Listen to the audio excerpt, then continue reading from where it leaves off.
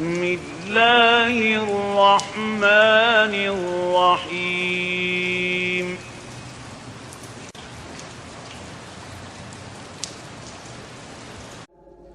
لا یکلف اللہ نفسا الا وسعها، اللہ تعالی نہیں ذمہ دار ٹھہرائے گا کسی جان کو مگر اس کی وسعت کے مطابق۔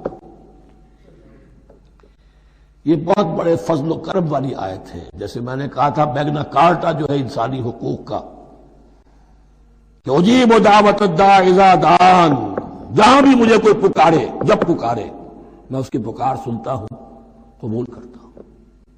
ہاں فَلْيُؤْمِنُوا بِي فَلْيَسْتَجِيبُوا لِي، انہیں بھی چاہیے کہ میرا کہنا مانے۔ دو طرفہ بات چلے گی، یک طرفہ نہیں۔ میری مانو، اپنی منواؤ۔ تم دعائیں کرو گے ہم قبول کریں گے، تم ہماری بات نہیں مانتے پھر تمہاری دعا تمہارے منہ پر دیوانی جائے گی۔ کرتے رہو قنوت نازلہ 40 دن کے 80 دن پڑھتے رہو، ڈھاکہ تو بیٹھ ہی جائے گا، بیٹھ گئے۔ یہودیوں سے شکست تو ہو ہی جائے گی، ہو گئی۔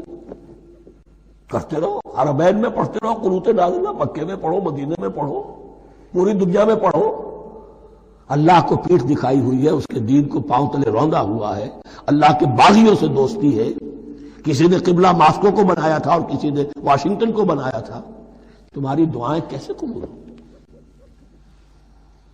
لیکن یہ جو آیت ہے یہ اس اعتبار سے بہت بڑی رحمت کی آیت ہے کہ اللہ تعالیٰ کے ہاں وہ اندھے کی لاٹھی والا معاملہ نہیں ہے کہ تمام انسانوں سے محاسبہ ایک ہی سطح پر ہو۔ اللہ جانتا ہے کس کی کتنی وسعت ہے، اور وسعت کن چیزوں سے بنتی ہے۔ آپ کو کوئی اور جین ملے ہیں، مجھے کوئی اور جین ملے ہیں، انہیں کوئی اور جین ملے ہیں۔ یہ جینز، ان جینز کی اپنی اپنی خصوصیات ہیں، خصائص ہیں، پراپرٹیز ہیں، لیمیٹیشنز ہیں۔ آپ کو کوئی اور ماحول ملا، اسے کوئی اور ماحول ملا، اسے کوئی اور ماحول ملا۔ تو hereditary factors multiplied by environmental factors, ان دونوں سے ایک شخصیت کا ہیولہ بنتا ہے انسان کا، جس کو پیٹرن کہتے ہیں ہمارے مستری لوگ۔ جب لوہے کا کوئی شے جو ہے ڈھالنی ہے تو اس کے لیے پہلے مٹی کا یا لکڑی کا ایک پیٹرن بناتے ہیں، انگریزی میں پیٹرن ہے، وہ پیٹرن کہتے ہیں ہمارے مستری لوگ۔ اب آپ لوہا جو ہے اس کو جب اسے کر لیں گے، مائع بنا لیں گے، گلا لیں گے، پھر اس میں ڈالیں گے، وہی شکل ہو جائے گی۔ یہ شاکلہ ہے ہر انسان کا جو بن جاتا ہے۔ قُلْ كُلٌّ يَعْمَلُ عَلَى شَاكِلَتِهِ فَرَبُّكُمْ أَعْلَمُ بِمَنْ هُوَ أَهْدَىٰ سَبِيلًا۔ اس شاکلہ کے اندر آپ کو محنت کرنی ہے۔ اللہ جانتا ہے کس کا شاکلہ وسیع تھا، کس کا شاکلہ تنگ تھا، کس کے جینز اعلیٰ تھے، کس کے جینز ادنا تھے، کس کے ہاں ذہانت زیادہ تھی، کس کے ہاں جسمانی قوت زیادہ تھی۔ جو بھی کچھ اس نے دیا ہے، جس کو وہاں ہم نے رکھا اس کو وہاں رکھا، اس نے وہاں تعلیم پائی، اس نے یہاں تعلیم پائی، جو بھی انوائرمنٹل فیکٹرز آئے ہیں، جو بھی جینیٹک فیکٹرز آئے ہیں، سب اللہ کے علم میں ہے۔ ان سب کو ملحوظ رکھ کے اللہ حساب لے گا۔ جو شاکلہ ہم نے تمہیں دیا تھا اس میں تم نے کیا کیا؟ ایک شخص کے اندر فرض کیجئے استعداد ہی ہے 20 درجے کی استعداد ہے، اس نے فرض کیجئے 18 درجے کام کر دیا، کامیاب ہو گیا۔ کسی میں استعداد 100 درجے کی تھی، اس نے 50 درجے کیا، ناکام ہو گیا۔ حالانکہ کمیت کے اعتبار سے 50 درجے زیادہ ہے 18 درجے سے، لیکن یہ 18 درجے کا کام وہ کر رہا ہے جس کے اندر استطاعت تھی ہی 20 کی، یا 18 ہی کی تھی، اس نے پوری کر دی۔ اور 50 درجے والا وہ جس کو اللہ نے دے رکھی تھی 1000 کی استطاعت، اس کا وہ 50 بیکار ہو گیا۔ تو اللہ تعالیٰ کا محاسبہ جو ہے انڈیویجول ہے، اسی لیے فرمایا گیا کلہم آتی ہے یوم القیامت فردا، ان میں سب لوگ اس دن قیامت کے دن سب آئیں گے اکیلے اکیلے، تنہا تنہا۔ ہر ایک کا حساب ہوگا وہاں، اور ہر ایک کا حساب ہوگا لا یکلف اللہ نفسا الا وسعها۔ اللہ ذمہ دار نہیں ٹھہرائے گا کسی بھی جان کو مگر اس کی وسعت کے مطابق۔ البتہ اس کا اب ایک ریورس ہے۔ ہوتا کیا ہے، ہم سمجھتے ہیں دنیا میں تو بھاگ دوڑ کر رہے ہیں اور دین اجی ہمارے اندر تو استطاعت، دین کے کام کی صلاحیت ہی نہیں ہے۔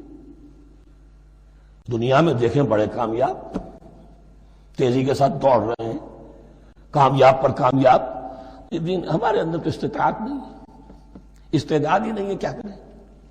یہ دھوکہ ہے، سیلف ڈسپشن ہے۔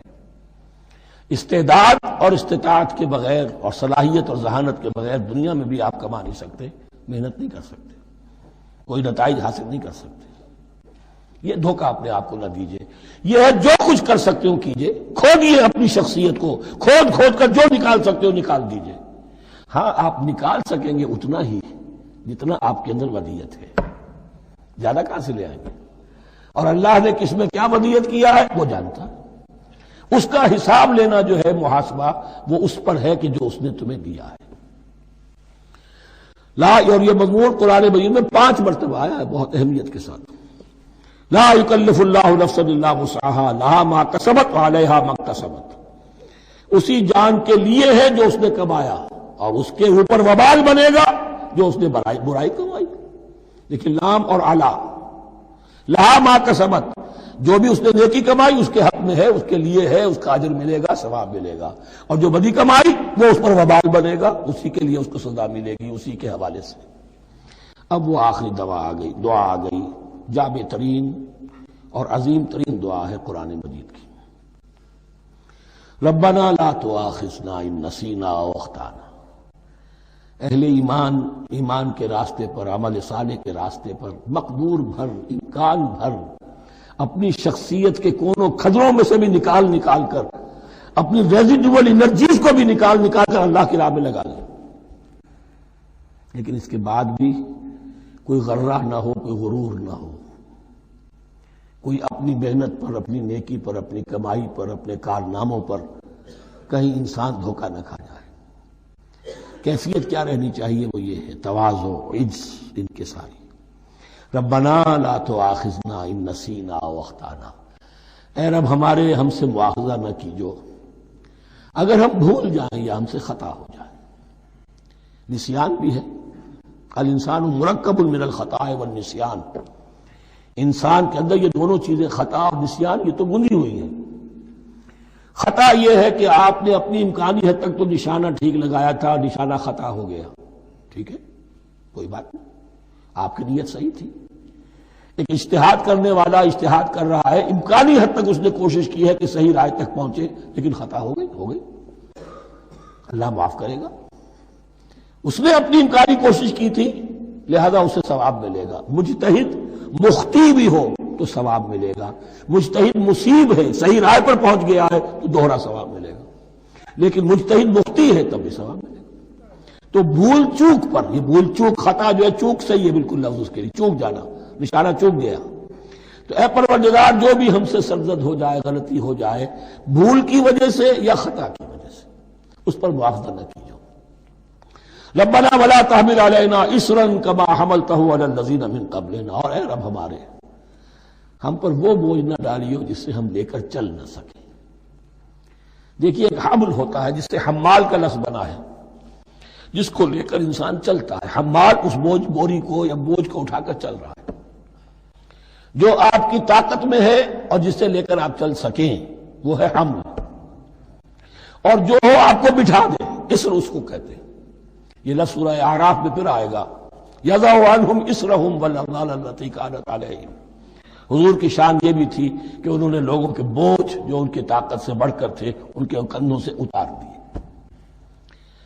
ربنا ولا تحمل علینا اصرا کما حملتہ علی الذین من قبلنا، اے اللہ تو نے بڑے بڑے بھاری بوجھ ہم سے پہلے لوگوں پر ڈالے۔ شریعت بھی پہلے بھاری تھی، بہت سے معاملات ہم نے دیکھ لیے، روزہ ہمارے لیے کتنا آسان کر دیا گیا، رات کو نکال دیا روزے سے، کہہ دیا خاص طور پہ کھاؤ پیو ضرور، سحری ضرور کرو، تسحروا فإن فی السحور برکہ، کتنی آسانی ہے۔ رات میں تعلق زن و شو کی اجازت ہے، وہاں ان کے روزے میں چپ بھی تھا، چپ بھی رہو، نہ کھاؤ نہ پیو، نہ تعلق زن و شو، نہ گفتگو، تو آسانی کی ہے۔ ان کے ہاں یوم سبت کا حکم تھا اتنا سخت، کوئی کام نہیں کرو گے۔ ہمارے ہاں وہ تھوڑے سے وقت کے لیے، اذا نودی للصلاۃ من یوم الجمعۃ فاسعوا الی ذکر اللہ وذروا البیع، اذان سے لے کر اور نماز کے ادا ہو جانے تک ہر کاروبار دنیاوی حرام ہے، لیکن اس سے پہلے اس کے بعد آپ کر سکتے ہیں، تو آسانی ہے۔ ربنا ولا تحمل علينا اصرا كما حملته على الذين من قبلنا ربنا ولا تحملنا ما لا طاقة لنا به، اور اے رب ہمارے ہم پر وہ بوجھ نہ ہم پر عائد کی جو ہم پر ڈالیو جس کی کہ ہمارے اندر طاقت نہ ہو۔ واعف عنا، ہم سے درگزر فرماتا رہے، ہمیں معاف کرتا رہے، واغفر لنا، اور ہمیں بخشتا رہے۔ مغفرت کا لفظ جو ہے اس کو سمجھ لیجئے ڈھانپنا۔ مغفر کہتے ہیں خود کو، جو ہیملٹ پیٹا ہوتا ہے تاکہ گولی جو ہے وہ سر پہ لگے تو یہ آپ کو بچا لے۔ مغفر خود پہنتے تھے تلوار کے وار سے سر کو بچانے کے لیے، سر کو ڈھانپا ہوا مغفر سے۔ تو گناہ کو اللہ تعالیٰ اپنی رحمت سے ڈھانپ دے۔ واغفر لنا، ہماری خطاؤں کی پردہ پوشی فرما دے۔ ورحمنا، اور ہم پر رحم فرما۔ انت مولانا، تو ہمارا مولا ہے، والی ہے، ہمارا پشپناہ ہے، مددگار ہے۔ اللہ ولی الذین آمنوا یخرجہم من الظلمات الی النور فانصرنا علی القوم الکافرین، بس ہماری مدد فرما کافروں کے مقابلے میں۔ انہی الفاظ پر وہ دعا ختم ہوئی تھی جو طالوت کے ساتھیوں نے کی تھی علیہ الصلوۃ والسلام۔ اصل میں یہ دعا اب تلقین کی جا رہی ہے، مرحلہ سخت آ رہا ہے، مرحلہ سخت ہے اور جان عزیز، تاب لاتے ہی بنے گی غالب۔ اب وہ مرحلہ آ رہا ہے، اس کے لیے تیار ہو جاؤ۔ یہ سارا حصہ جو ہے در حقیقت یہ تمہید ہے غزوہ بدر کی۔ بارک اللہ لی ولکم فی القرآن العظیم ونفعنی وإیاکم بالآیات والذکر الحکیم۔